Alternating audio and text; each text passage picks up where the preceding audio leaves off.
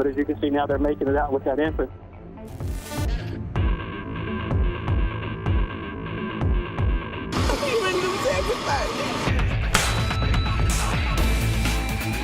Patients that are just so badly broken that you just wonder how they can even be hanging on to them to the hospital.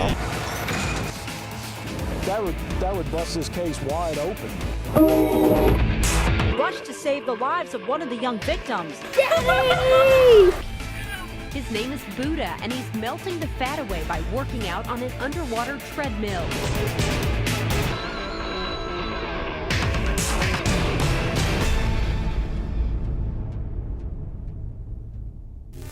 Fire department personnel on the scene here trying to rescue a family that's stuck in the attic right now. Jerry, pretty unbelievable thing unfolding in front of us. Can you kind of focus in on the house that we're talking about? I heard you talking about, is it the house right in front of the firefighter there on the left?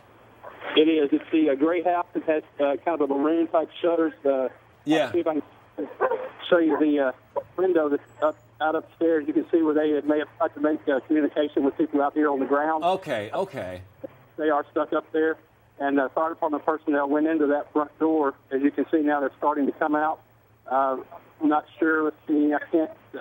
Looks like they are carrying maybe a car seat or baby seat or something like that. Maybe I'm not sure if there's a child in or not. They are carrying what appears to be a car seat out the front door at this time, trying to rescue this family out of this house. I mean, this is exactly what we saw over by Drake's Branch a little bit earlier this morning. And for folks that weren't with us during the 4 o'clock hour, we had another rescue with a small child being pulled out by the Nashville Fire Department. It is, but this water here is considerably deeper. I waited out with those guys earlier this morning to rescue that family and that child. It was only up a little above our knees, but you could see here well to their waist. And as they get here closer to the road, what I'm told, there's a smaller ditch that drops off maybe off to their chest as well. So they will have to take precaution with this child when they come out of here. And as you can see, they do have a safety rope attached to them to try to make sure if they do happen to fall, that they will be caught by the person here on the scene, on the road, trying to make sure that they don't get swept away in that water. Jerry, and you may have said, but can you tell us again, do they know how many people are inside that home?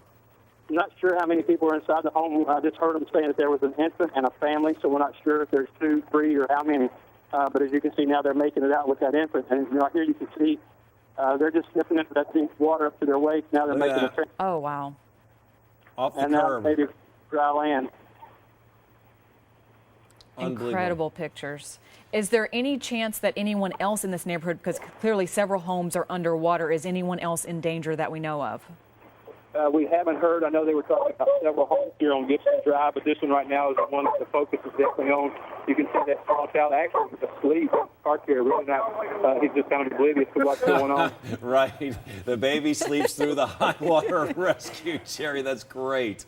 But as you can see now, they're making it out with that infant. 15 minutes, it completely flooded the house. We have nothing left. There's water in the bus. We need to get out. Thank God for Metro Fire Department because they come and got us out. They rescued a lot of people out of here. It looked like a lake from outside. It's hard. It's scary. You don't know what the water's going to do. God, thank you that we're all safe. An incredible day out there. Good evening, everyone. I'm Bob Mueller. And I'm Samantha Fisher. Flooding, it is something that Music City takes very seriously after the events of May 2010. Our team coverage starts in North Nashville, where one man's home was virtually destroyed for the 3rd time. And now he wants the city to do something about it. And as News 2's Jamie Tucker found out, he may get his wish. Yeah, I called the emergency service. Reverend Calvin Gooch knows what to do when it rains. And it took my car down to the street down here. So I jumped out of it. 911 first, then try to get out. I fell down these steps. My house is this is the 3rd time that we have been in a flood over here. 3 times recently in a house that used to never flood. The water moves so fast now, he can't even pinpoint where it comes from. It was like a little creek, or not a creek, a lake in my front yard out there. Inside is worse. The pastor's study was at one point several feet underwater. You'll look in there, you see all my books. See, they're destroyed, and some of the shelves have been falling down. And you see all of this stuff on this floor? You see everything that's mixed in this water, gas, oil, petroleum. But the thing about it is, the damage on this street was much greater than the flood of 2010. Walter Hunt is the Metro councilman for this area of Ewing Drive in North Nashville. I want to try to get the addresses of all the houses on Ewingdale that floods every time it rains. And I'm going to try to get them to put on a list of buyout. With help from FEMA, the city bought out more than 200 homes after the 2010 flood. Hunt said he can't promise Gooch the same thing this time, but the Reverend is hopeful. This is the third time we done try to rebuild. We're spending money, throwing good money after bad money. We need somebody in this area to help us. There were children riding school buses on treacherous roads. Bus drivers encountered some impassable roads. Parents want to know why Metro school leaders didn't cancel classes. We sent News 2's Joseph Pleasant to get some answers. Joseph? This evening, we're at Rose Park at Johnson School because classes at this school have been canceled for tomorrow because of flooding in the basement. In fact, repair crews are on scene right now trying to repair that problem. Throughout the morning, we heard from parents who said Metro should have canceled classes at all of its schools instead of having school buses, and even parents on the roads trying to get their kids to school. Thursday morning's commute was a harrowing experience. Roads flooded, cars submerged, and buses stuck. An MTA driver carried a passenger to safety from this MTA bus. Also on the roads, more than 500 Metro school buses carrying thousands of kids. What did they say the situation is on the bus? Well, she's okay. They're actually at a church, First Baptist Church here off of Old Hickory Boulevard. Wow. That DuPont Hadley is underwater and there's Metro there. And Parents wanted to know why. Many went on Metro Nashville Public Schools' Facebook page and commented. One said, quote, "Why not delay the schools until the water recedes? Common sense should be a part of the curriculum." Another said, quote, "How about canceling school instead of risking lives?" We showed spokeswoman Olivia Brown video of this MTA bus rescue and asked, what if it had been a Metro school bus? And so again, that's why we always tell our bus drivers to not go through standing water or flooded streets, and that's the whole reason why we've given them that direction. Brown says the district has an inclement weather plan that includes consulting with OEM and Metro Police. So this morning, the flash flooding came very quickly, and it actually started after buses were already well on their routes for school start. A lot of families don't have child care, don't have someone there to greet the students if they arrive back home unexpectedly. News 2's John Dwyer joins us live in Moore, Oklahoma. With the first full day after the devastating tornado coming to an end, we know some hard facts. We do indeed know it was an EF5 tornado, the most dangerous and deadly, more than 200 miles per hour, the wind speed causing this devastation and so much more. We know that it was on the ground for 40 minutes, and we know it was 17 miles long, the path. What can't be measured is the resiliency of Oklahomans. As the sun lowered on what seemed to be an endless pile of rubble that just Monday afternoon was a thriving neighborhood, the scavenger hunt for family keepsakes kept turning up small victories. Is there a hair alert on one of these pictures? Is that your kids didn't know you had hair? They're going to say, "Who's that guy?" That's right. I'm taking this as proof that at one point I did have hair right now. Laughter and smiles and perspective from a young woman whose house was obliterated. You see, her friends keep donating anything she needs. So I'm getting lots of help, definitely. They need addresses to send it to, and I really don't have an address to send it to, but I can send it to a friend's house and they'll deliver it to me. And her boyfriend can already sense a change in spirit. It gets better by the hour. We see people doing the same thing we're doing. So yesterday was emotional, and today is a little brighter. And maybe tomorrow loved ones will hold each other a little tighter. Oklahomans showing their impressive true colors. And the story of heroes are emerging. That movie theater that was so badly damaged, the manager was credited with saving lives, getting people together, getting them out of there. And that movie theater that plays happy movies and sci-fi and all that acted as a triage and also a part-time morgue. I can tell you that talking to the people here in Oklahoma, there is still shock, and the next few days will be reality. And we will be here to chronicle it. Reporting live from Moore, Oklahoma, John Dwyer for Nashville's News 2 at 10. New tonight, a forum set up to promote and discuss tolerance and understanding did not go as planned tonight in Manchester. Those that were part of the open forum on civil rights were met with opposition. News 2's Heather Jensen is in Manchester and joins us live with more on tonight's events. Heather? To say this forum was tense would be an extreme understatement. It was supposed to be an attempt to bring people together, but tonight the divide was clearly too great. It started with protest. Prettiest sight I ever saw was this crowd screaming freedom at sunset. Freedom! People rallying for free speech moments before an open forum to discuss American civil rights, specifically the rights of Muslims. People came out. Why can't I go in? Can't we go in? No, I'm sorry. Why can't we do that? Why are you sorry? But the peaceful protest turned to outrage when the conference center hosting the forum reached capacity.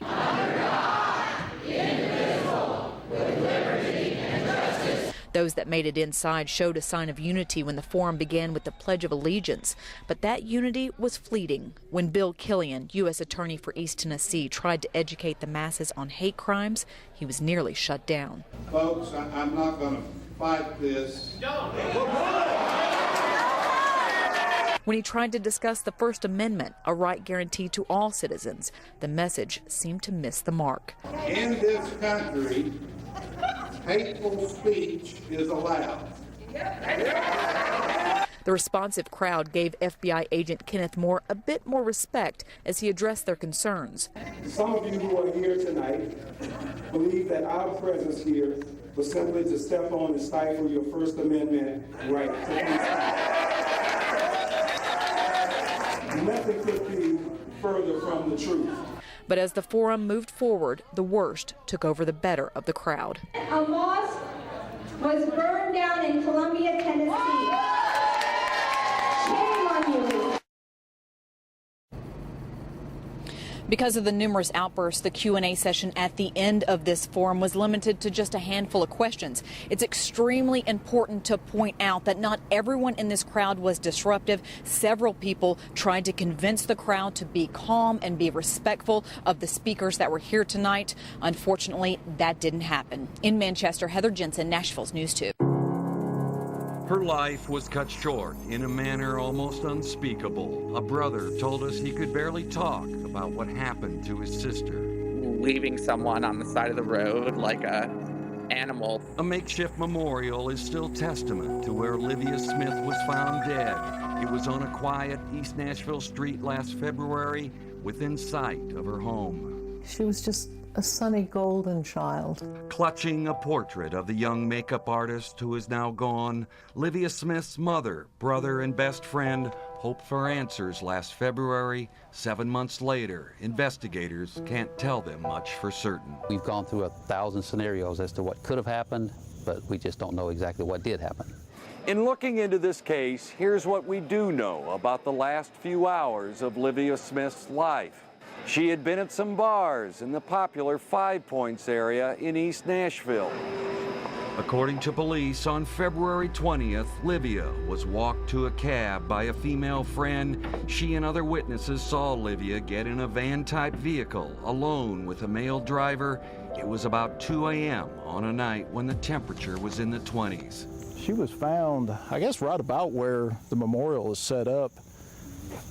She was lying right here in this lane of traffic. Police think the van-like cab brought her here, but Olivia may have wanted to quickly get out of the cab while it was still moving, fearing possibly robbery or sexual assault. It just looked like she just came right out on her back and just landed straight back on her head and struck her head on the pavement. She died here? She did.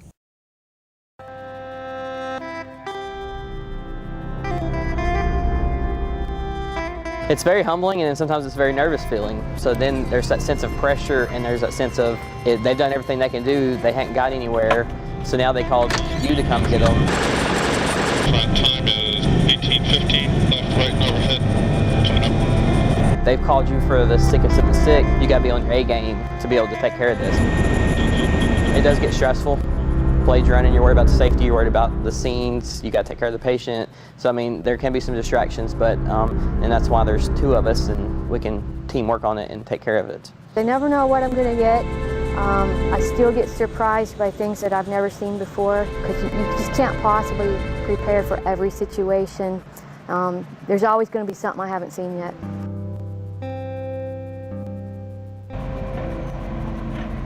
Patients that are just so badly broken that you just wonder how they can even be hanging on to and get them to the hospital. When I'm picking up an elderly person at a hospital and there's someone my own age who tells me, take very good care of my mother, that one gets me. Through the fog on Benzing Road, you can see neon green vests. Written on the back is, "I'm a drunk driver." This is a court-ordered public shaming. Some hid from our cameras before returning to work. Since 2006, 2,800 DUI offenders have cycled through this DUI litter pickup program in Davidson County. As part of their sentence, they work 3 8-hour shifts picking up trash on public roads. But some offenders get credit for picking up litter without working. In Davidson County, if the sheriff cancels a scheduled DUI litter pickup, everyone who shows up gets credit. The law is silent on what do you do.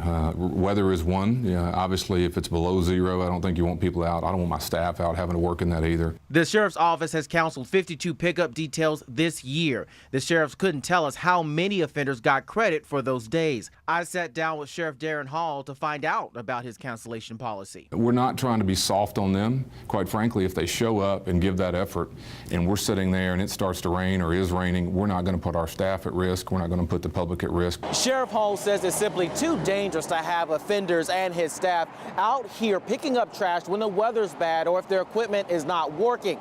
But it still begs the question of why he doesn't make those offenders come back on another day. Courts do that frequently if they have to cancel court and you appear, or probation offices and other places. So I think that's the right policy for us to have. Phaedra Marriott Olson was hit by a drunk driver. She's paralyzed. Now she works with MAD. So what we need to do is we need to make sure that the judicial system is working to be and reinforcing those laws, that they are using that as the punishment. He's not just big, he's really big.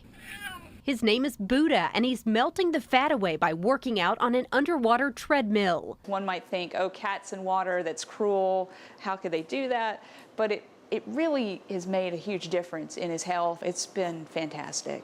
When the hefty black and white feline turned up at Metro Animal Control last month, he could barely get around. He tipped the scales at just over 31 pounds, double the size of a normal cat. Buddha's size shocked Penny Adams, a volunteer photographer who happened to be there taking pictures at the time. I've never seen a cat that large before. Adams knew she had to do something, so she brought Buddha to the cat shop in Berry Hill to get his weight under control. The 6-year-old massive cat is now on a strict diet and exercises 3 days a week at Stonewater Animal Rehabilitation in Franklin. It's very rare. We don't have too many cats that come here. It's a matter of acclimation, and you know, they're not naturally inclined to swim in the water, although tigers do. And we just get them used to it over a period of time. Dr. Lisa Martin says the water holds up the cat's weight and is easier on his joints. Buddha has built up his endurance and can now walk on the underwater treadmill for 12 minutes at a time. So far, it's working. He's gone from 31.4 pounds down to 26.8. He's made incredible progress. He just doesn't give up. He's been an inspiration to lots of folks all over the world. Johnny and Bobby Harris are two of a kind. Just bubbles, just bubbles, just bubbles. In the last week, this usually inseparable duo have been kept apart by hospital walls. I got shot, and this was the first time that I never cried for a shot. And this time they took the tubes out, but no tear came out of his. We first met the silly 6-year-olds in February among 15 sets of twins at Castle Heights Elementary in Lebanon. Well, sometimes we have tickle fights. No way. Yes way. 1 month later, everything changed. They did an MRI on him and found a very large mass in his brain, and they said immediate hospitalization, and we're going to prep him for surgery. 1 week after surgery, most of the tumor is gone. Tell me how you're feeling. I'm feeling good. Bobby is walking and talking, getting stronger, and even telling jokes. What did the hospital say to the other hospital? I don't know. Cocker pirate art. But treatment is not over. In the coming weeks and months, Bobby will need chemotherapy and radiation. His doctors and parents are cautiously optimistic. His brother misses Bobby, and he wants him to come home. We all do, and it's hard going to the room. There's nobody there. And I don't want to know what the cure rates are because I want to be positive for Bobby, and that's really going to be a big factor for his recovery. As for Bobby, he's taking comfort in a familiar face. Heather Jensen, Nashville's News 2.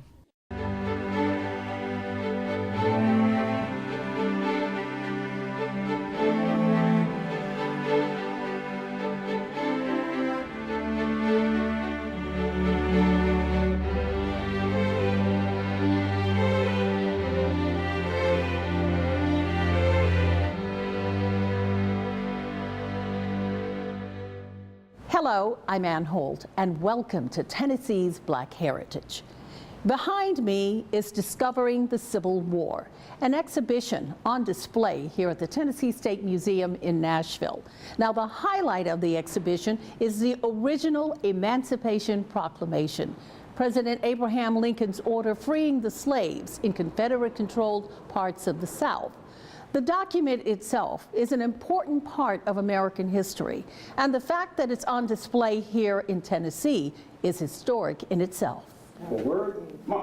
I don't get excited about much. Guards have to be posted, but this right here is exciting to me. Before the relief can leave. It's not every day you welcome a world-famous visitor. You took a bath. You took a bath. This is a rehearsal. You have to impress us. Even if that world-famous visitor is faded pieces of paper. Oh my goodness.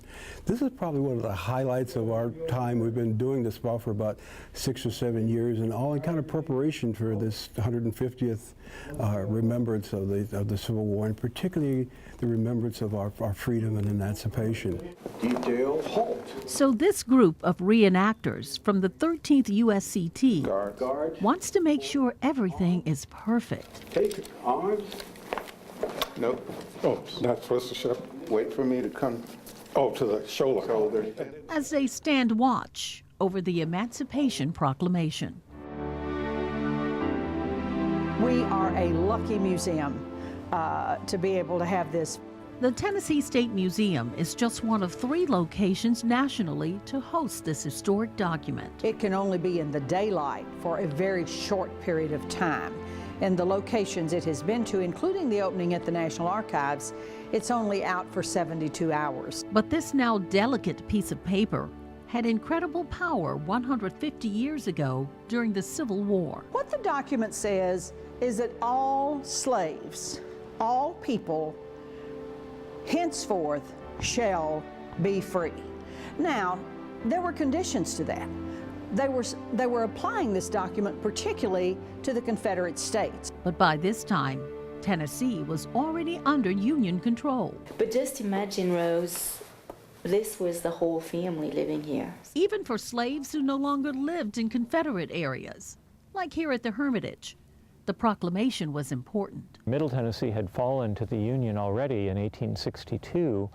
Technically, the emancipation didn't apply here, but it did.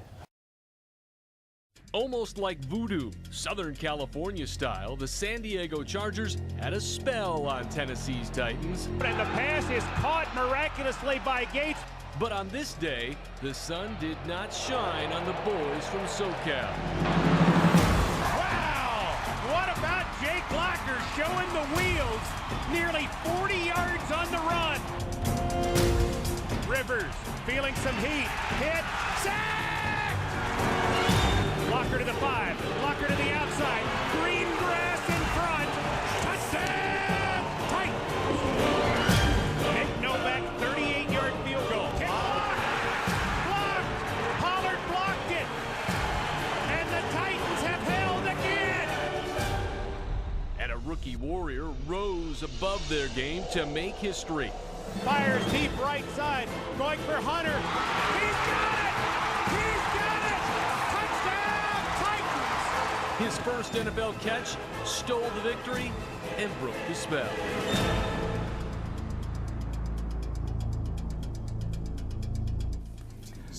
All right, good evening and welcome into LP Field for Titans on 2 with Titans head coach Mike Munchak. I am Corey Curtis, host of the show, and joined as always by the head coach, and this week the player guest, Akeem Ayers. Guys, great to have you here after a thrilling victory.